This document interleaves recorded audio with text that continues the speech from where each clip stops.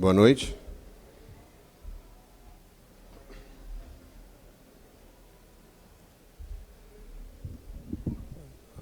Boa noite. O Gabinete Português de Leitura agradece a presença das senhoras e dos senhores. Vamos dar início aqui ao nosso evento de comemoração dos 159 anos do Gabinete Português de Leitura da Bahia.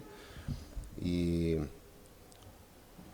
em respeito, vamos ouvir agora os hinos, trechos dos hinos do Brasil e de Portugal.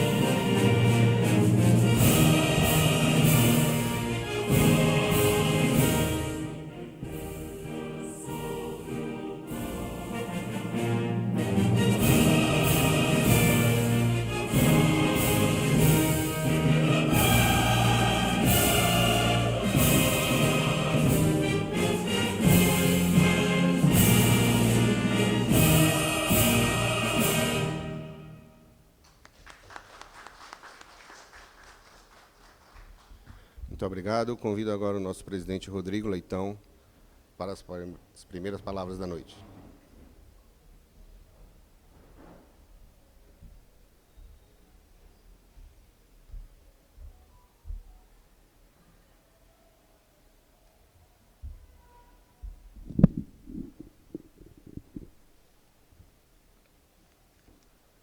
Boa noite a todos e todas. As instituições permanecerão. Os homens passarão. Em nome da diretoria do Gabinete Português de Leitura, saúdo a todos os presentes, sejam todos bem-vindos nessa Casa de Cultura Portuguesa. Comemoraremos hoje os 159 anos do Gabinete Português de Leitura, que ocorreu no dia 2 de março. No mês passado, comemoramos 104 anos da construção deste edifício. eu queria fazer um agradecimento especial aos nossos associados aqui presentes, que convidados também compareceram. Eu queria também agradecer as instituições portuguesas em atividade na Bahia, o consulado, aqui representado, muito bem representado por Laís e Alda. Temos a Câmara Portuguesa, acertei, né, Galvão? Câmara Portuguesa de Comércio, Brasil, Bahia, nosso querido amigo Ricardo Galvão. Temos também não estão presentes, mas vou citar a Casa dos Açores e o Hospital Português. Aliás, o Hospital Português, que também é uma associação, mas de cunho assistencial, ela foi fundada em 1857, a princípio para acolher só os lusos, os portugueses. Posteriormente, abriu para outras nacionalidades. Por que é que eu abri esse espaço aqui para o hospital? Porque o Hospital Português ele tem uma relação umbilical com o Gabinete Português de Leitura. Na verdade, os mesmos portugueses que fundaram o Hospital Português, a Real Sociedade Portuguesa de Beneficência, fundaram esta casa. Numa sessão lá, dois comendadores decidiram, por unanimidade, criar essa casa literária, hoje denominada Gabinete Português de Leitura. O atual edifício sede do Gabinete Português de Leitura, de estilo neomanuelino, e esse estilo remonta à Era do Descobrimento, foi projetado entre 1912 e 1915 pelo arquiteto, vou ter que botar o óculos, me perdoe, botei a letra grande, mas pelo arquiteto italiano Alberto Barelli, e construído pelo mestre de obras português Pinto Parente. Foi inaugurado em 3 de fevereiro de 1918, como eu falei anteriormente. Aqui se chamava Praça 13 de Maio, hoje Praça da Piedade. Ele apresenta em sua fachada elementos alusivos às glórias da nação portuguesa, representadas pela figura do infante Dom Henrique, no caso das grandes navegações, e os feitos literários estão representados pelo grande poeta Luís de Camões. Compõem também a fachada escudos e brasões que completam o estilo arquitetônico e evidenciam o patriotismo português.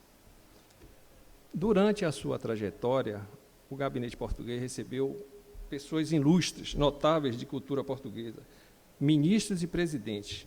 Mas eu queria só registrar uma data em especial, que foi o dia 22 de junho, dia 9 de junho de 1922, quando os aviadores Gago Coutinho e Sacadura Cabral fizeram a primeira ligação Brasil-Portugal, ou Europa-América, como acharem melhor, e deixaram escrito aqui no livro de honra deste gabinete a seguinte frase: nunca poderemos esquecer que passamos no Gabinete Português de Leitura uma das noites mais felizes de nossa vida. Isso é um registro importantíssimo que nós temos aqui. A concepção do Gabinete Português, tanto cultural quanto arquitetônica, ela foi pautada na busca da construção de um local de reverência à cultura e à memória portuguesa, sendo que, naquela ocasião, o livro era o principal instrumento de resgate, desse resgate. Assim como a instituição, e aí eu quero falar um pouco sobre isso, aqueles portugueses antigos, os quais fundaram esta casa, também merecem ser homenageados hoje. Graças a eles, estamos aqui hoje a comemorar.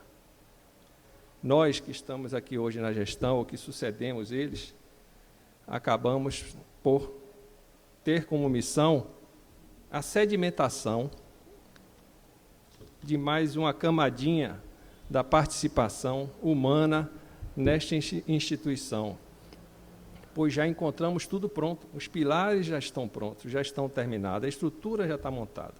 Ficou um pouco fácil para a gente, né? Porque se na fundação de uma instituição dessa natureza, naquela ocasião, os homens se destacam, no curso de sua existência, essa instituição superará os homens nesse protagonismo, pois parece que a instituição adquire alma. Por isso, aquela máxima que eu falei lá atrás, os homens passarão e as instituições ficarão. Eu trago essa reflexão para que nós que voluntariamente assumimos essa missão de fazer a gestão de instituições dessa natureza, alijemos de nós toda e qualquer vaidade e pensemos na instituição como prioridade e pensemos na instituição não como um meio para qualquer coisa, mas como um fim em si mesmo. No contexto atual, o gabinete persevera aquilo que veio anteriormente na busca da integração entre Portugal e agora com os luso-descendentes. E há uma ampliação natural dessa interação para alcançar instituições culturais parceiras, universidades, poderes públicos e a sociedade de Salvador. Eu quero só rapidamente aqui fazer um registro da grande insatisfação e incômodo que a instituição tem sofrido com a situação do entorno aqui do gabinete. Eu não preciso aqui descrever o que é que está acontecendo aí fora. Basta nós chegarmos aqui numa janela dessa, que nós veremos que alguma coisa está fora da conformidade, alguma coisa está errada. O poder público não está tratando da forma devida a gestão do ordenamento e uso do solo aqui no nosso entorno. É como nós estamos pensando hoje. Qualquer homem daí do senso comum que chegar aí fora vai entender isso. Eu chego a ir mais além. Eu acredito que essa conduta, esse comportamento do poder público, ele está até a violar princípios basilares da administração pública. E eu tenho certeza que essas violações, elas podem ser, sim, reparadas se nós recorrermos às vias apropriadas. É só uma passagem que eu queria registrar aqui. E para que nós tenhamos algum resultado nisso, nós contamos com as outras instituições do entorno. Nós já estamos conversando com o IGHB, que está aqui representado por Dr. Eduardo Moraes, pelos shoppings lá para a Piedade, pela própria OAB. Além delas, nós temos 3 igrejas aqui no entorno, numa situação um pouco mais distante, que não está aqui no centro da desordem, vamos dizer assim, que é a Lapa, São Pedro, Piedade, temos a Faculdade de Economia e temos a sede da Polícia Civil ali. Falar disso, acho que precisava de uma pauta exclusiva para isso. Então, é só um registro, só uma passagem para alertar-nos da desordem, do caos, do ordenamento e do uso do solo nessa região. Enfim, senhores,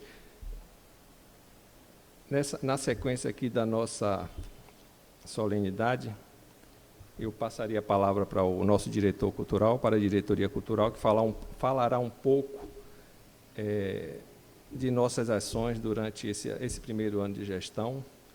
Depois a vice-presidência falará do futuro, dos projetos futuros, que obviamente falar de projetos futuros é falar de inovação e tecnologia. Depois ouviremos o ilustre professor Francisco Sena, aqui presente, nosso conferencista de hoje. Obrigado, professor, por ter aceitado o nosso convite.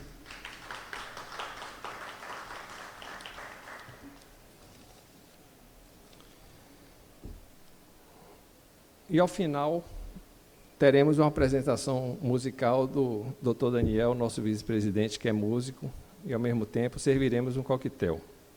Obrigado, que Deus nos abençoe e nos conceda uma noite feliz. Por favor, Flávio, a palavra é sua.